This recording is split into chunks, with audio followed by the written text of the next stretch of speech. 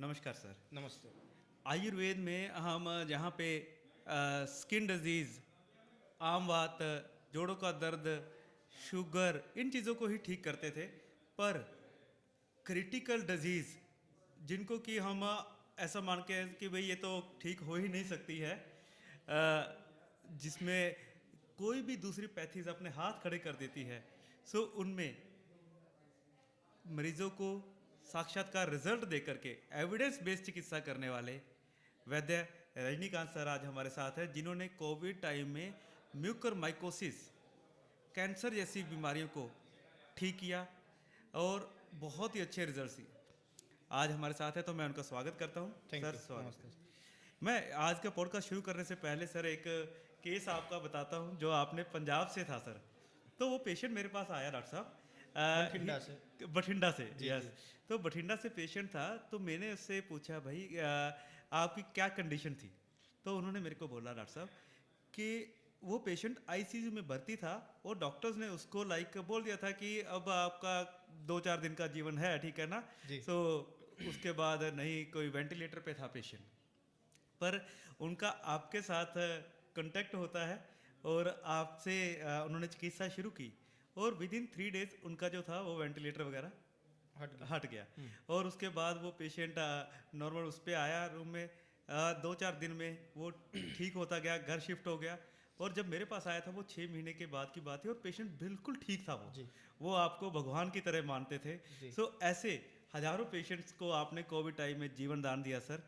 और किस तरीके से सर आपने म्यूकोरमाइकोसिस की चिकित्सा वो शुरू की और क्या था? देखिए, म्यूकरमाइकोसिस कोई नई बीमारी नहीं है आयुर्वेद के लिए, क्योंकि जब हम आयुर्वेदिक संहिता का पठन जब हम करते हैं, एक्सप्लोर करते हैं, तो सुश्रुत संहिता में और चरक संहिता में ऑलरेडी कृमिगत शिरो रोग है, शिरोजन्य कृमि रोग है, रक्तज कृमि है, अस्थिगत कृमि है।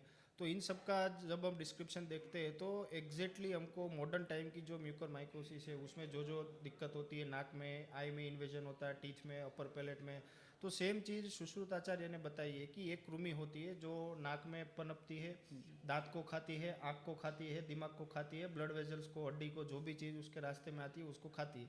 इसका मतलब म्यूकरमाइकोसिस हो सकता है आधुनिक साइंस के लिए नई बीमारी हो, लेकिन आयुर्वेद के लिए कोई नई बीमारी नहीं है, क्योंकि 3,000 साल पहले सुश्रुत में हमको उसका रेफरेंस मिलता है। और जो भी उसका ट्रीटमेंट प्रोटोकॉल था वो हमने प्रैक्टिकली आज के समय में जो पेशेंट हमारे पास आए थे उनको अप्लाई किया, और आप यकीन नहीं मानेंगे कि मोर देन 95% पेशेंट जो थे वो पॉजिटिवली रिस्पॉन्ड किए इससे। जी। बहुत ही बढ़िया सर, बिल्कुल। सर एक ना जैसे म्यूकोरमाइकोसिस को ही जानलेवा बीमारी के तौर पे मान लिया जाता था।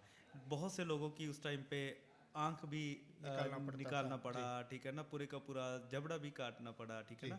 तो आयुर्वेद में किस सिद्धांतों से आप उसकी चिकित्सा में अप्लाई सिद्धांत की बात करें, जैसे कि ऑलरेडी मैंने बताया अस्थिगत कृमि है, जिसमें हम अस्थि धातु को रसायन कर्म करते हैं जो स्पेसिफिक अस्थि धातु के लिए हो, और अस्थि धातु का विष जो है वो भी कृमि के लिए रिस्पॉन्सिबल है, क्योंकि हम कोविड में देखते हैं कि काफ़ी सारे इनजुडिशियल ये कॉर्टिकोस्टेरॉइड यूज़ हुआ, कहीं ज़रूरत था तो किया, कहीं पे नहीं ज़रूरत था तो भी हुआ है। काफ़ी सारी हाइपोथेसिस मार्केट में डेटा अवेलेबल है। तो इसको हम एक विष के तौर पे भी देखते हैं, तो विष चिकित्सा भी हम म्यूकरमाइकोसिस में करते थे, अस्थि धातुगत विष की भी करते थे और कृमि नाशन चिकित्सा करते थे। तो यही मेन प्रोटोकॉल है जिस पे हमने म्यूकरमाइकोसिस को आयुर्वेदिक दवाइयों से सही किया। सर आजकल जो एक बड़ी बीमारी के रूप में आ रहा है वो है इम्यूनो कॉम्प्रोमाइज पेशेंट्स, जी। ठीक है ना। सो जो लाइक पेशेंट्स हैं वो लंबे टाइम से किसी न किसी बीमारी से जूझ रहे होते हैं और बहुत सी अलग अलग प्रकार की दवाइयाँ खा रहे होते हैं, तो उनकी इम्यूनिटी है जो वो डाउन हो जाती है।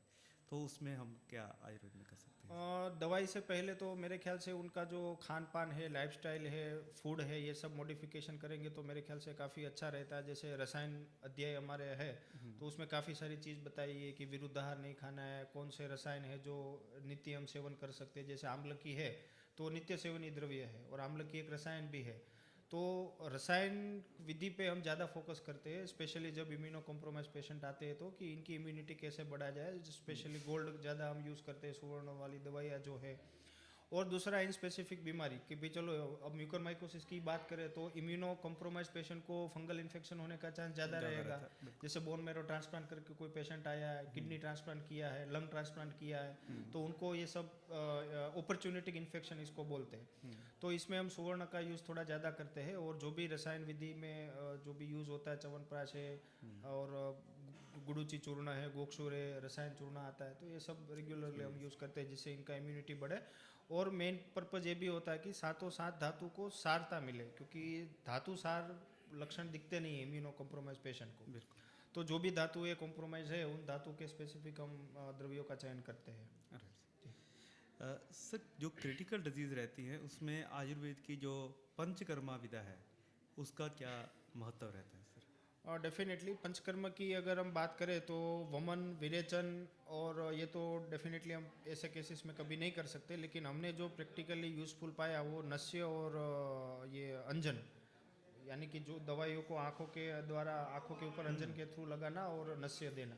तो काफ़ी सारे पेशेंट हमारे पास ऐसे आते हैं हिस्ट्री लेके कि भाई उनके फादर का या मदर का रोड ट्रैफिक एक्सीडेंट हुआ, फिर पेशेंट कोमा में है, होश में नहीं आ रहे हॉस्पिटल में, तो ऐसे केसेस में हम तीक्ष्ण अंजन और तीक्ष्ण नस्य देते हैं।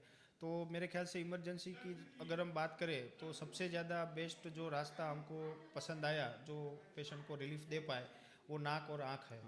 तो नस्य और अंजन का यूज़ हम ज़्यादा करते हैं और कुछ कुछ केसेस में रक्तमोक्षण भी हम करते हैं। जी। सर, आज जो आयुर्वेद है पूरी दुनिया, पूरा विश्व हिंदुस्तान की तरफ देख रहा है आयुर्वेद को स्पेशली लेकर के। जी। और ये कहने में कोई मुझे शंका नहीं है कि उसके ब्रांड एम्बेसडर इंडिया के उसको ग्लोबलाइजेशन करने के लिए वो आप हैं। जी। तो कहाँ कहाँ हमारे आयुर्वेद को मान्यता प्राप्त है और आप इसमें ग्लोबलाइजेशन में क्या क्या कार्य कर रहे हैं सर? मान्यता की बात करें, जहाँ तक मुझे ख्याल है दुबई में आयुर्वेदिक पूरा लीगल है और दुबई में तो डे केयर भी कैशलेस में होता है, तो ये एक बहुत बड़ी चीज़ होती है, क्योंकि पूरी दुनिया के लोग ट्रांजिट अगर पूरी वर्ल्ड में कहीं होते हैं तो वो दुबई से होते हैं। बिल्कुल। और दुबई में आप जाएंगे तो आयुर्वेदिक ट्रीटमेंट को इंश्योरेंस प्राप्त है, डे केयर में भी कैशलेस है, हालांकि इंडिया में नहीं है, लेकिन सही दुबई बात, में है, दुबई में है ना। तो और अभी रिसेंटली WHO समिट जो दिल्ली में गया वहाँ पे भी काफ़ी सारे प्रस्ताव आए हैं जहाँ पे और नई गवर्नमेंट जो इंटरेस्ट दिखा रही है कि हमारे कंट्री में भी आयुर्वेद को लीगली किया जाए। बिल्कुल। तो अभी कुछ समय पहले मलेशिया का मैंने पढ़ा था, वहाँ Malaysian government BAMS course launch कर रही है 6 ईयर का लीगली, जो हमारे इंडिया में BAMS है उसके जैसा। फिर स्विट्ज़रलैंड में भी है, जो कि स्विट्ज़रलैंड मतलब रिच और पोस्ट कंट्री माना जाता है, वहाँ पे भी अभी मान्यता प्राप्त हो रही है। और इसमें कोई दो राय नहीं है कि आने वाले समय में और भी देश इसमें शामिल होंगे। बिल्कुल सर। सो इट मीन्स कि आयुर्वेद अब पूरे विश्व में डेफिनेटली बहुत बड़ा फ्यूचर है ग्लोबली। सो विश्व में सर, जैसे आप तो बहुत से फॉरेनर्स क्लाइंट्स के साथ, फॉरेनर्स पेशेंट्स के साथ डील कर रहे हैं, सो उनकी अपेक्षाएं एक आयुर्वेदिक डॉक्टर से क्या रहती हैं? ज़्यादातर लोग हताश होकर आते हैं, पहली बात कि भाई वो लोग उनके कंट्री में उनके सिस्टम का मेडिसिन लिया है, लेकिन जो भी वो पैसा डालते हैं, टाइम डालते हैं, उसके सापेक्ष में उनको बेनिफिट नहीं मिलता है। तो मेन इनका एक्सपेक्टेशन यही होता है कि हम इधर जो भी किए जिससे हमको जो मेन हमारा आराम नहीं था वो आप कैसे हमको दिला पाओगे। तो वो कैंसर केयर वाले ज़्यादा आता है, कीमो ले रहे, रेडिएशन ले रहे, साइड इफ़ेक्ट कोई कम नहीं कर पा रहा है, तो वो एक्सपेक्ट उनका ये रहता है कि भाई ये जो दिक्कत है हमारे वहाँ सही नहीं हो रही, तो आप आयुर्वेद से कैसे मदद कर सकते हैं। तो कुछ लोगों का ये भी बोलना होता है कि हम दवाई लेने के लिए रेडी नहीं है, लेकिन नॉन फार्माकोलॉजिकली आयुर्वेद में कुछ है कि नहीं, तो नॉन फार्माकोलॉजिकली मतलब दवा के बिना, तो जिसमें हमारा आहार आ गया, व्यायाम आ गया, योग आ गया, दिनचर्या है, ऋतुचर्या है, तो ये जब हम इनको बोलते हैं तो वो 100% स्ट्रिक्टली फॉलो करते हैं। और दवा के लिए भी काफ़ी सारे लोग रेडी होते हैं, कुछ लोग इधर आते हैं हमारे हॉस्पिटल में पंचकर्मा कराते हैं, तो आई थिंक वो सब कुछ करने के लिए रेडी होते हैं। Right sir. जी। सर, जैसे फॉरेनर्स ने अगर हिंदुस्तान में आना हो तो आई थिंक आपका जो हॉस्पिटल है वो आयुष वीज़ा करके है, जी एक जी, भारत वो सरकार की आयुष वीज़ा पॉलिसी। का अप्रूवल हमारे हॉस्पिटल में है। yes। राइट, तो उसके थ्रू भी वहाँ से वो आता हाँ, आते हैं। है। Right sir. और वो काफ़ी अच्छी फैसिलिटी इंडियन गवर्नमेंट ने चालू किया है कि भाई कोई फॉरेनर आयुर्वेदा या अदर सिस्टम का जो ट्रेडिशनल सिस्टम जो है, यूनानी है, होम्योपैथिक, सिद्धा यूनानी, कोई ट्रीटमेंट लेना है तो उसको स्पेशली आयुष वीज़ा मिल रहा है, तो एक बहुत बड़ा चीज़ होता है। बिल्कुल जी। सर, आज के जो नए युवा डॉक्टर्स हैं उनके लिए आपका संदेश? संदेश एक ही है कि ज़्यादातर डॉक्टर या तो कॉलेज में स्टूडेंट सोचते हैं कि अरे यार ये आयुर्वेद पढ़ रहे हैं, क्या ये पंडित बन रहे हैं, श्लोक पढ़ रहे हैं, संस्कृत पढ़ रहे हैं, क्या हमारा फ्यूचर है, वो लोग देख नहीं पाते। तो ये चीज़ गलत है। आयुर्वेद का फ्यूचर सबसे बड़ा है। और मैं आपको यकीन दिलाना चाहूँगा कि अगर दुनिया की 100 बीमारी है, अगर दुनिया में 100 बीमारी है, तो आयुर्वेद अकेला खुद अपने आप में सक्षम है कि 95 बीमारी खुद अकेला मिटा सके। सिर्फ 100 में से 5 बीमारी ही ऐसी है जो अगर आपको या मुझे हो तो हमको भी एलोपैथिक एलोपैथी में के जाना। शरण में जाना पड़ेगा। हम उसका विरोध नहीं कर रहे, लेकिन ये कहना गलत है कि आयुर्वेद से कुछ नहीं हो सकता है और सभी चीज़ एलोपैथिक वाले कर सकते हैं।